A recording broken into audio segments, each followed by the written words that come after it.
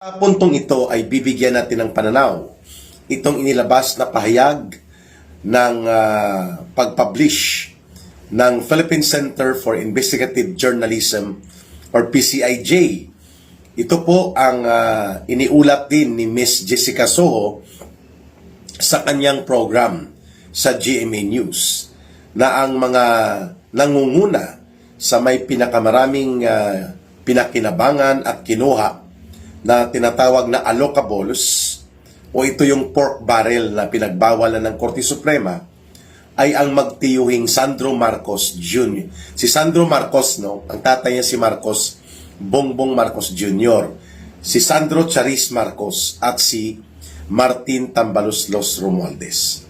Ito po ay nanggaling mismo sa pagsisiyasat at pagsusuri na ginawa ng Philippine Center for Investigative Journalism.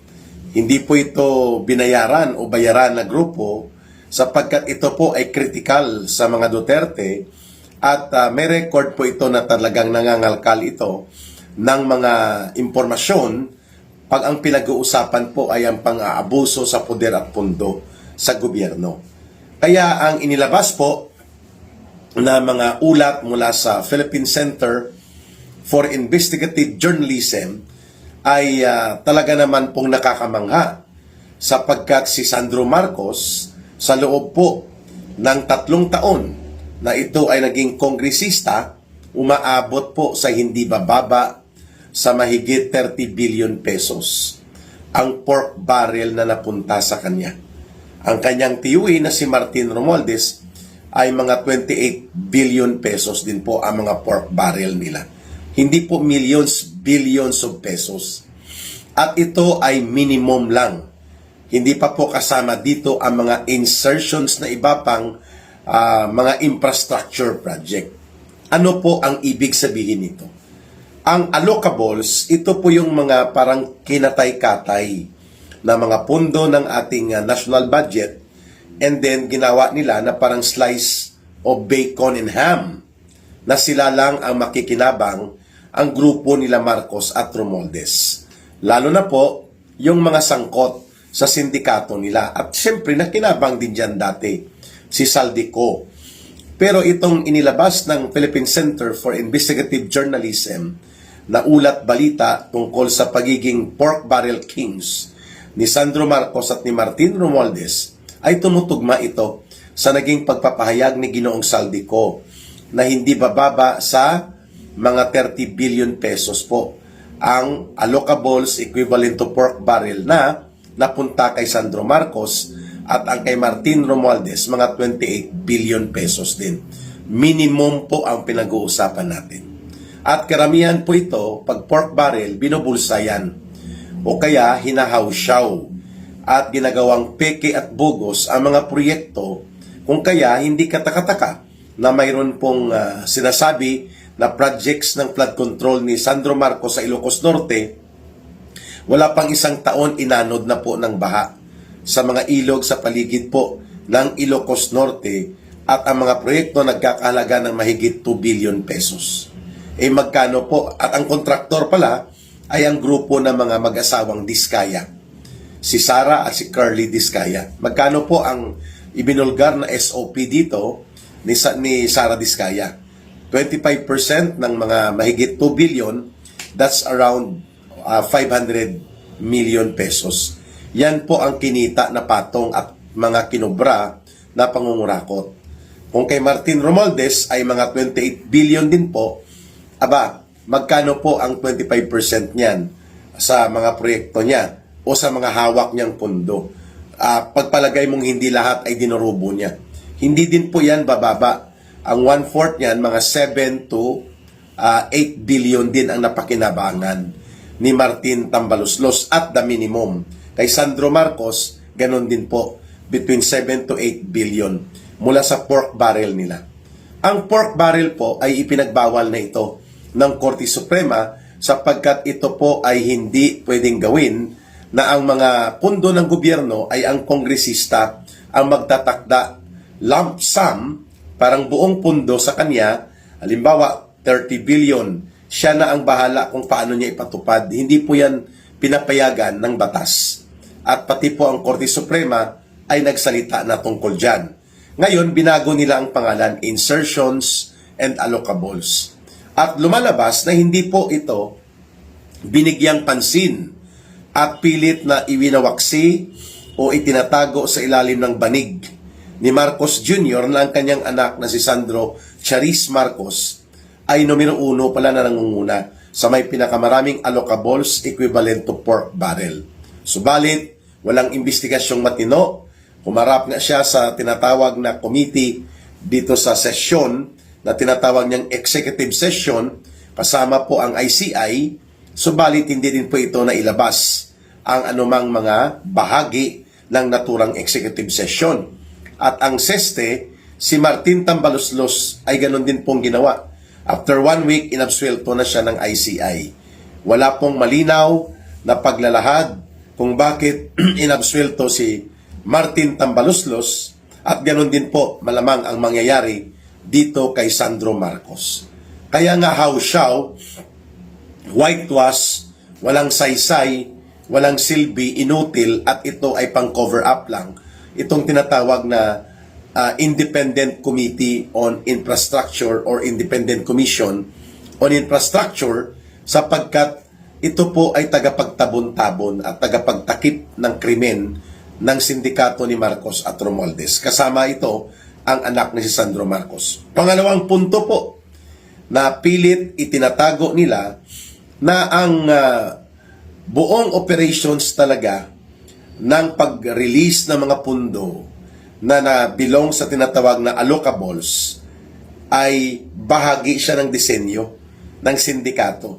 Kapag part ka ng sindikato ni Marcos sa DPWH, sa budget, mga kongresista at ilang mga senador, pinaparelease po nila sa DBM ang pundo.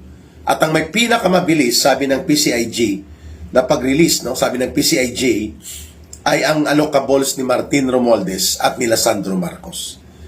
At ang estimate ng PCIJ ay tumutugma sa estimate ni Saldico.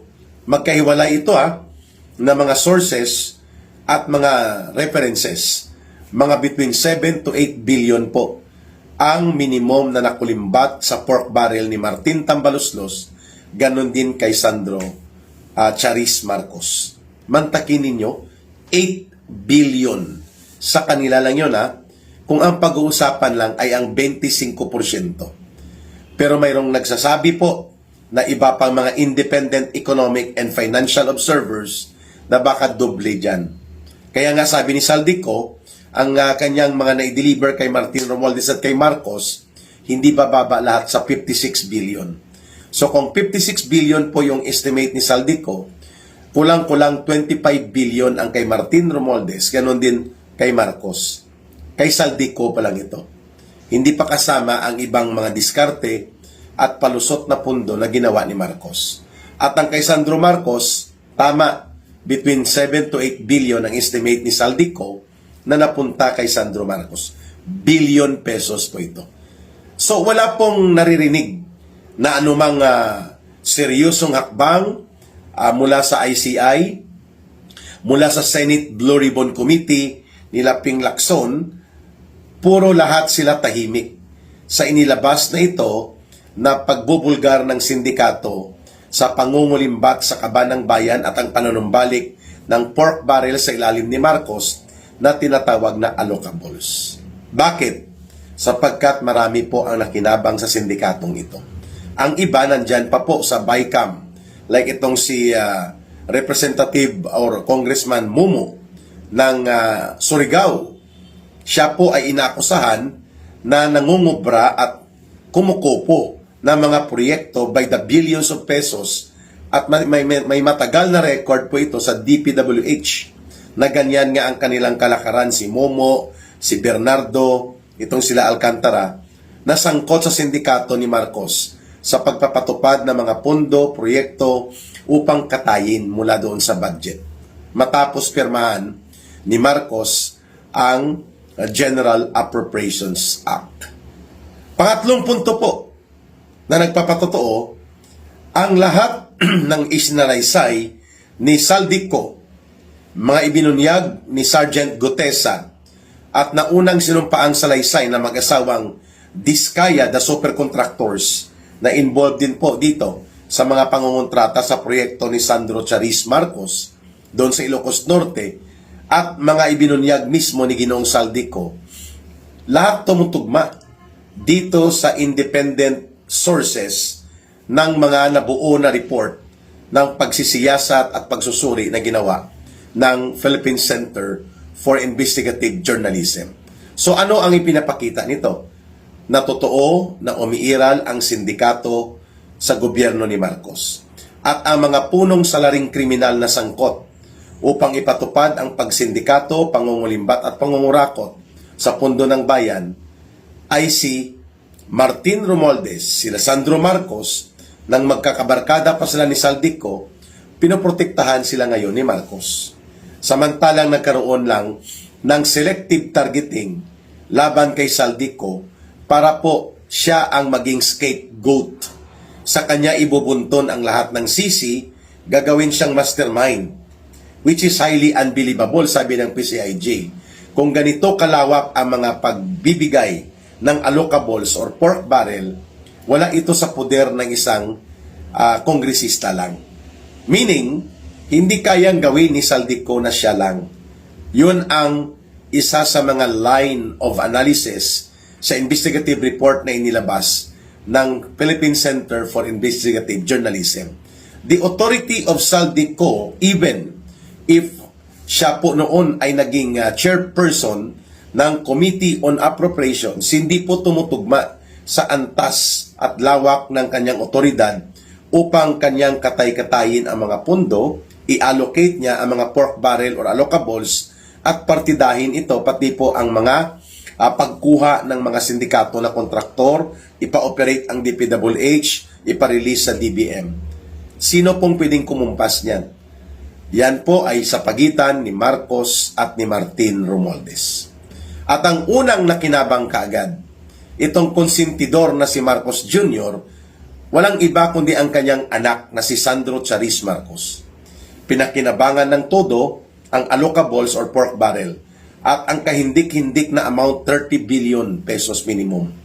Ang kanilang allocables every year halos 10 billion. Ang kay Sandro Marcos, terrible. Ang kay Martin Romualdez, 10 billion. Pero lumabas din po sa ulat ng PCIJ na noong 2025 may 17 billion pesos pa si Martin Romualdez na sariling pork barrel na itinago niya na budget daw ng House of Representatives. Ipinasok niya ito as insertion sa 2025 General Appropriations Act. Binulgar din po ito ni Saldico. 17 billion pesos po ito. Sa kay Marcos Jr. sa Office of the President, 5 billion ang additional insertions for 2025 budget. Hindi pa kasama ang allocable ni Marcos na 100 billion pesos na insertions. Terrible. Kaya po, kapag ipinarelease ang pondo o kaya inilagay sa mga unprogrammed appropriations, ang ginagawa nila Marcos, nila Ralph Recto, ay kinukuha nila ng pondo ang mga savings or excess funds ng government-owned and controlled corporations and other agencies. Ito po ang nangyari sa PhilHealth. Tinanggalan ng pondo na 74 billion pesos sa 2025 budget, kinuha pang 60 billion na savings or excess funds ng kanyang internal fund. Mga 134 billion po ang kinuha sa PhilHealth in 2024-2025. No? Nag-overlap yan. Sa Philippine Deposit Insurance Corporation, 107 billion. So that's already 241 billion. Wala pa po at hindi pa naisama dito ang mga kinaltas na pondo sa AFP, 15 billion or 18 billion, sa Department of Education and Higher Education sa CHED, Commission on Higher Education, almost 48 billion pesos. So kung susumahin po natin ito, tumutugma siya sa mga pork barrel or allocables na pinagpapasasaan at pinagsamantalahan nila Marcos, Martin Romualdez at nila Sandro Charis Marcos at ng mga alipores nila na mga magnanakaw at buaya na kongresista at pati na ang mga magnanakaw sa DPWH. Kaya tugmang-tugma ang naunang analysis na sinasabi natin, there is no Saldico if there is no Martin Romualdez na nagbibigay otoridad, cover, and protection upang gawin ang sindikato na operation. But there will be no Martin Romualdez to give such kind of protection to Sandro Marcos, to Saldico, at sa mga sindikato sa House of Representatives kung walang Bongbong Marcos Jr. na nangungonsinti, nakikipagsabwatan, nagbibigay ng otoridad at nagpoprotekta dahil nakikinabang siya.